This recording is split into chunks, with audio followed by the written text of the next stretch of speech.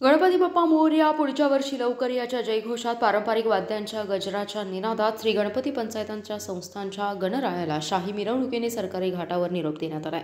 यानिमित्त दर्शन घेण्यासाठी आणि निरोप देण्यासाठी कृष्णातीरी भाविकांनी मोठी गर्दी केली होती। मावळत्या सूर्याला साक्षी ठेवत भक्तिमय वातावरणात संस्थांच्या गणपतीचं विसर्जन करण्यात आलं। यावेळी समस्त सांगलीकरांनी रथावर पेढ्यांची मुक्त उधळण केली आहे। सांगलीच्या श्री गणपती पंचायतांच्या वतीने दरबार हॉलमध्ये मोठ्या उत्साहात गणरायाच्या मूर्तीची प्रतिष्ठापना केली जाते।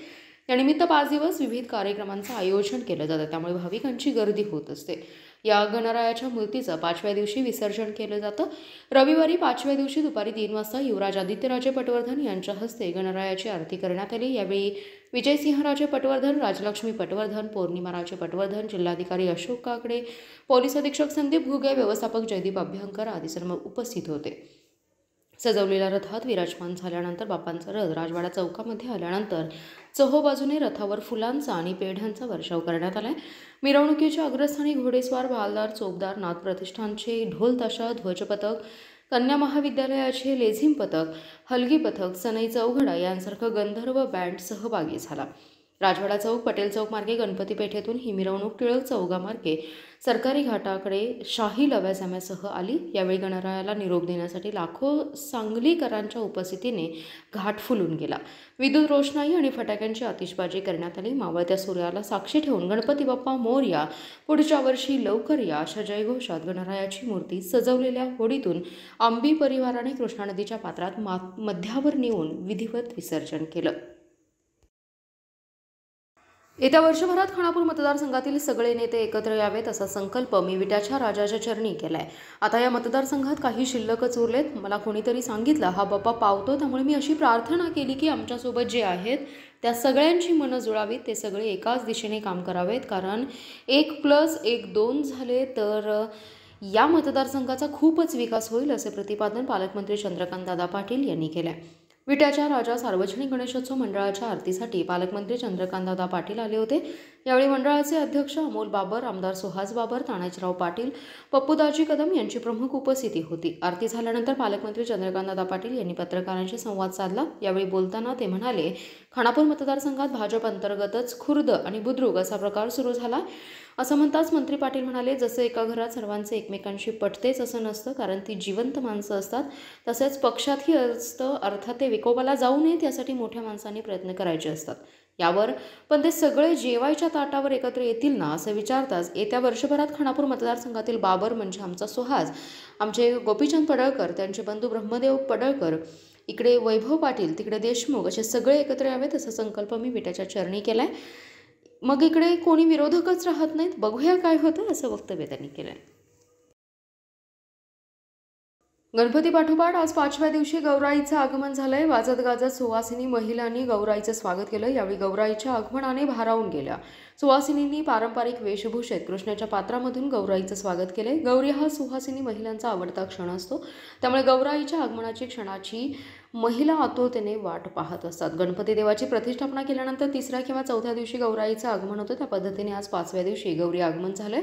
आज गौराईच्या आगमनासाठी, गौरी पूजनासाठी महिलांनी सांगलीतील कृष्णा नदीच्या काठावर सरकारी तसेच स्वामी समर्थ घाटावर गर्दी केली होती। यावेळी महिलांनी गौरी पूजन करत झिम्मा फुगडीचा फेराही धरलाय। गणपती पाठोपाठ आज गौराईचं आगमन झाल्यानंतर महिलांचा उत्साह आणि आनंद गगनात मावत नव्हता। यावेळी वाजत गाजत डोक्यावर गौराई घेऊन महिलांनी गौराईची सवाद्य मिरवणूक काढली। पारंपरिक पोशाखात महिलांनी गौराईचं स्वागत केले। सांगलीतील कृष्णाच्या काठी गौराईला घरी नेण्यासाठी सुहासिनींनी एकच गर्दी केली। पुढील 2 दिवस या गौराई घरोघरी गणपती शेजारी प्रतिष्ठापित होणार असून एका पाहुणीप्रमाणे महिला वर्ग गौराईचा पाहुणचार करतात। मराठा समाजाला ओबीसीमधून आरक्षण मिळावं या मागणीसाठी सकल मराठा समाजाच्या वतीने मनोज जरांगे पाटील यांच्या नेतृत्वाखाली मुंबईतील आझाद मैदानावर गेल्या 2 दिवसांपासून आंदोलन सुरू आहे।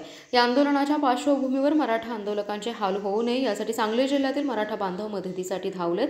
जत तालुक्यातील वाळेखिंडी येथून कंटेनर भरून खाद्यपदार्थ मुंबईला पाठवले, तर हरिपूरमधून 2000 भाकरी आणि इतर खाद्यपदार्थ पाठवलेत। मुंबईतील मराठा आंदोलकांसाठी जत तालुक्यातील वाळेखिंडी गावामधून खाद्यपदार्थ असलेला एक कंटेनर भरून मदत देण्यात आली आहे। वाळेखिंडी येथील सकल मराठा समाजाच्या वतीने ही कंटेनर भरून मदत मुंबईतील मराठा आंदोलकांसाठी पाठवण्यात आली। यामध्ये सुमारे 5000 भाकरी, केळी, बिस्किट आणि पाणी बाटल्या आदी पदार्थ आहेत। आझाद मैदानावर मराठा समाजाच्या आरक्षणाच्या मागणीसाठी उपोषणास मनोज जरांगे पाटील बसलेत। या उपोषणाला महाराष्ट्रातून सर्व सकल मराठा समाजातून भक्कम पाठिंबा मिळतोय। आझाद मैदानावर उपोषणासाठी पाठिंबा दिलेल्या समाजातील नागरिकांना पाठबळ देण्यासाठी जत तालुक्यातील वाळेखिंडी येथील सकल मराठा समाजाच्या वतीने गावातील दानशूरांनी आज विविध खाद्यपदार्थ मुंबईला पाठवले। हरिपूरमधून मराठ्यांच्या लढ्यासाठी मुंबईला 2000 भाकरी, फरसाणा, बिस्किटे, चटणी आदी खाद्य साहित्य पाठवण्यात आले। त्याचबरोबर पाण्याच्या बाटल्या देखील पाठवण्यात आल्या। पश्चिम महाराष्ट्रातील कोल्हापूर परिक्षेत्रात गणेशोत्सव शांततेत पार पाडण्यासाठी पोलिसांनी मोठी कंबर कसली। कोल्हापूर, सांगली, सातारा, पुणे ग्रामीण आणि सोलापूर ग्रामीणमधील अनंत चतुर्दशी निमित्त जय्यत तयारी करण्यात आली आहे। पाचही जिल्ह्यात 27,000वर मंडळांनी गणेश मूर्तीची प्रतिष्ठापना केली, त्यामुळे सर्वत्र पोलिसांनी विशेष खबरदारी घेतली, अशी माहिती कोल्हापूर परिक्षेत्राचे विशेष पोलीस महानिरीक्षक सुनील फुलारी यांनी दिली। गणेशोत्सवाच्या पार्श्वभूमीवर कोल्हापूर परिक्षेत्र पोलीस महानिरीक्षक सुनील फुलारी यांनी मिरज शहर आणि परिसराची पाहणी केली। तसेच गणेश तलाव येथे जाऊन विसर्जन व्यवस्था, पोलीस बंदोबस्त याबाबत माहिती घेतली आहे। यावेळी बोलताना ते म्हणाले, पाचही जिल्ह्यात पोलीस अधीक्षकांनी गेल्या 1.5 महिन्यापासून तयारी केली आहे। सर्वच मंडळांसोबत समन्वयक म्हणून एका अंमलदाराची नियुक्ती केली आहे। मंडळ आणि पोलीस ठाण्याचे समन्वय ठेवण्यात येतो। एक दुवा म्हणून समन्वयक काम करत आहे। गणेशोत्सवासोबत ईद देखील साजरा होतोय। शक्यता ठिकाणी मिरवणुका मागे पुढे होतील। येणाऱ्या मिरवणुका समोरासमोर नाहीत असे प्रयत्न आहेत, त्यास यश देखील मिळत आहे। सक्रिय गुन्हेगार, अवैध धंदेवाले, अंमली पदार्थांची तस्करी करणाऱ्यांवर कारवाई करण्यात आली आहे।